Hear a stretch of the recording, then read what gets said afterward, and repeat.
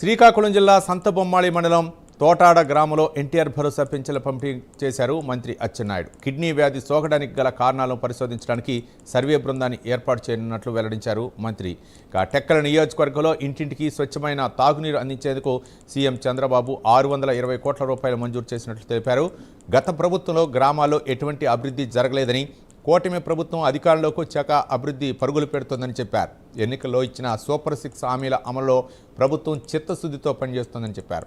అనంతరం గ్రామంలో నూతనంగా నిర్మించిన సీసీ రోడ్లు, మండల పరిషత్ ప్రాథమిక పాఠశాల ప్రహరీ గోడ నిర్మాణాన్ని ప్రారంభించారు మంత్రి అచ్చెన్నాయుడు.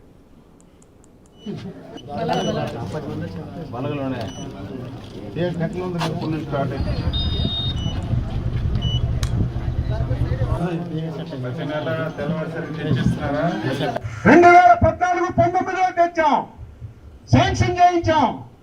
5 సంవత్సరాలు దుర్మార్గులు ఈ రోజు నీతి కౌరులు మాట్లాడుతున్నారు. ఎందుకు ఆగిపోయింది 5 సంవత్సరాలంటే, ఆ రైల్వే జోన్కి కావలసినటువంటి 54 ఎకరాలు భూమి ఇవ్వక 5 సంవత్సరాలు.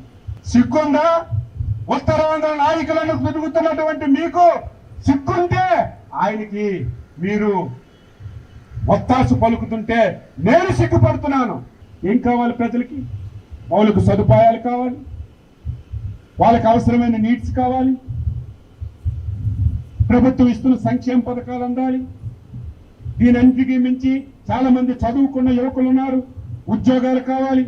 ఆ ఉద్యోగాల గురించే చాలా ప్రయత్నం చేస్తున్నాం. మొన్నే మాట్లాడాను లక్ష్మీపురంలో, మళ్ళీ మాట్లాడుతున్నాను. ఉద్యోగాలు కావాలన్నా, పరిశ్రమలు రావాలన్నా ప్రజలు సహకరించకపోతే రాదు. అలాగని చెప్పి గత వైసీపీ ప్రభుత్వం లాగా, గొడ్డల పార్టీ లాగా ఎవరిని మోసం చేయము. ప్రజలకి మెప్పిస్తాం, ఎక్స్ప్లెయిన్ చేసి వారి సహాయం తీసుకొని